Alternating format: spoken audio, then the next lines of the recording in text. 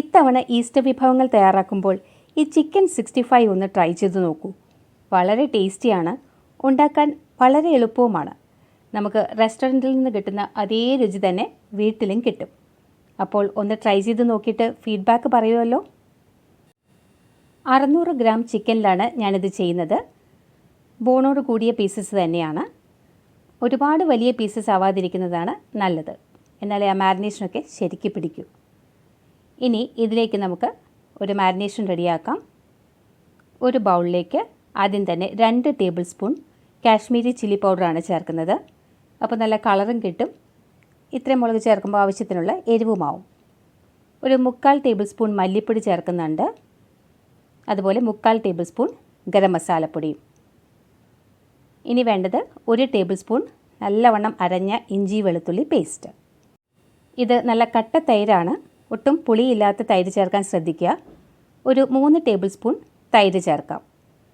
പുളിക്ക് വേണ്ടി നമ്മൾ നാരങ്ങ നീരും കൂടി ചേർക്കുന്നുണ്ട്.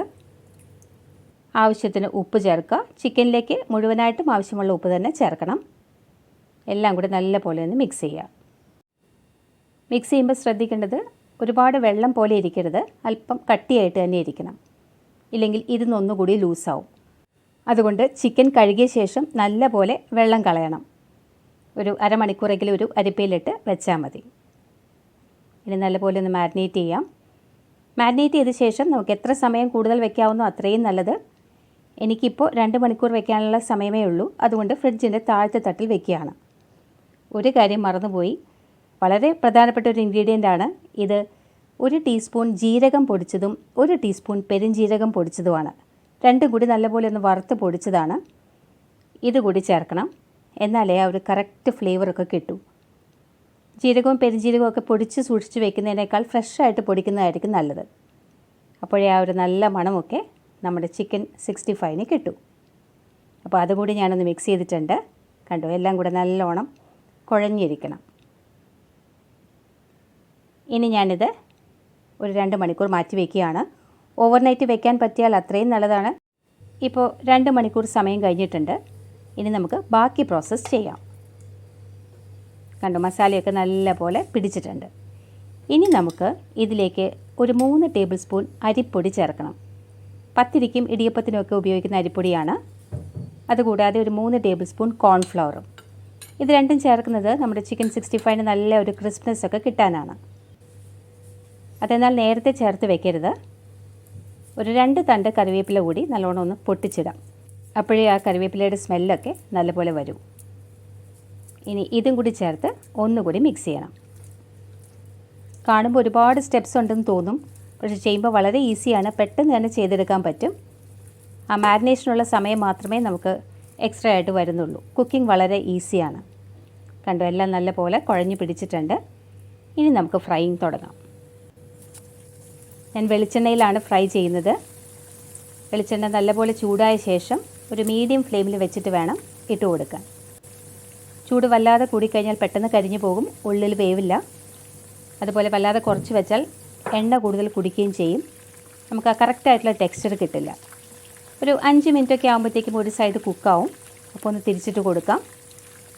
വീണ്ടും ഒരു 5 മിനിറ്റ് ആകുമ്പോഴത്തേക്കും തന്നെ ഫുള്ളി കുക്ക്ഡ് ആവും.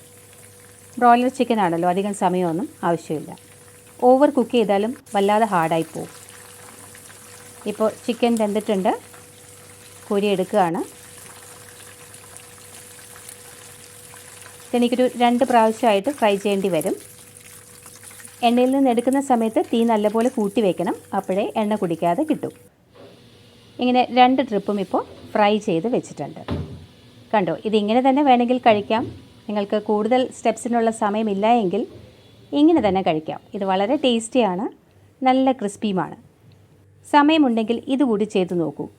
ഒരു കുടം വെളുത്തുള്ളിയും ഒരു വലിയ കഷ്ണം ഇഞ്ചിയും ഒന്ന് ചതച്ചെടുക്കുകയാണ്. വല്ലാതെ അരഞ്ഞു പോകണ്ട, ചെറുതായിട്ടൊന്ന് ചതഞ്ഞ് കിട്ടിയാൽ മതി.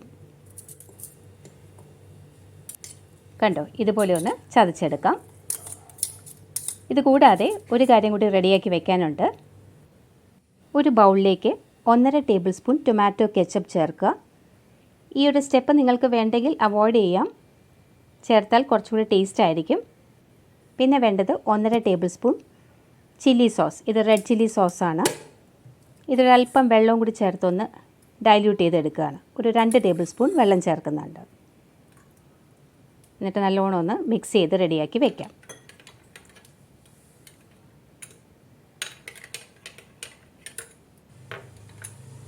ഇതിവിടെ ഇരിക്കട്ടെ. ഇനി ഒരു വലിയ പാൻ ചൂടാക്കിയിട്ട് അതിലേക്ക് നേരത്തെ നമ്മൾ ചിക്കൻ വറുത്ത ആ എണ്ണ ഒരു 3 ടേബിൾ സ്പൂൺ ഒഴിച്ചു കൊടുക്കാം. ഈ എണ്ണ ചൂടായി വരുമ്പോൾ അതിലേക്ക് ചതച്ച് വെച്ചിരിക്കുന്ന ഇഞ്ചിയും വെളുത്തുള്ളിയും ഇട്ട് കൊടുക്കാനുള്ളതാണ്.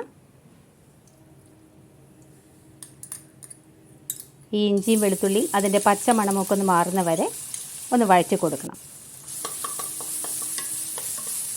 ഇതിൻ്റെ കൂടെ തന്നെ നമുക്ക് ആവശ്യത്തിന് പച്ചമുളകും ഇട്ട് കൊടുക്കാം.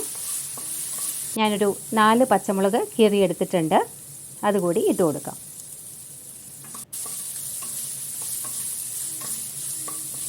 ഇഞ്ചിയും വെളുത്തുള്ളിയൊക്കെ നല്ലപോലെ മൂത്ത് കഴിയുമ്പോൾ നമ്മൾ മിക്സ് ചെയ്ത് വെച്ചിരിക്കുന്ന സോസസ് ഒഴിച്ചു കൊടുക്കാം.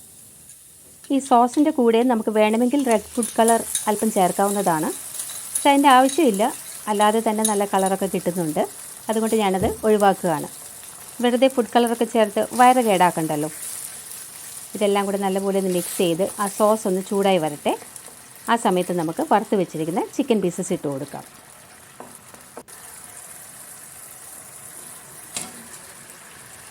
ഇനി ഈ ചിക്കൻ സോസിൽ നല്ലപോലെ മിക്സ് ചെയ്തെടുക്കുക. ഒരു 4-5 മിനിറ്റ് കണ്ടിന്യൂസ് ആയിട്ട് ഇളക്കി കൊടുക്കുക. തീ കൂട്ടണ്ട, ചെറിയ തീയിൽ തന്നെ വെച്ചൊന്ന് മിക്സ് ചെയ്തെടുത്താൽ മതി. അപ്പോൾ നല്ല കറക്റ്റ് ടേസ്റ്റ് ആയിട്ടുള്ള ചിക്കൻ 65 റെഡിയാവും. ലാസ്റ്റ് നമുക്ക് കുറച്ച് മല്ലിയില കൂടി ഇട്ട് കൊടുക്കാം. ഈ റെസിപ്പി നിങ്ങൾക്ക് എല്ലാവർക്കും ഇഷ്ടമാവും. ഇതൊരു സ്റ്റാർട്ടർ റെസിപ്പി ആയിട്ടോ അല്ലെങ്കിൽ ഒരു സൈഡ് ഡിഷായിട്ടോ ഒക്കെ ഉപയോഗിക്കാം. ഒന്ന് ട്രൈ ചെയ്ത് നോക്കൂ. നിങ്ങളുടെ ഈസ്റ്റർ ആഘോഷത്തിൽ ഈ ചിക്കൻ 65 കൂടി ഉൾപ്പെടുത്തുമല്ലോ. ഉണ്ടാക്കി നോക്കിയിട്ട് തീർച്ചയായിട്ടും ഫീഡ്ബാക്ക് അറിയിക്കണം. Thank you for watching.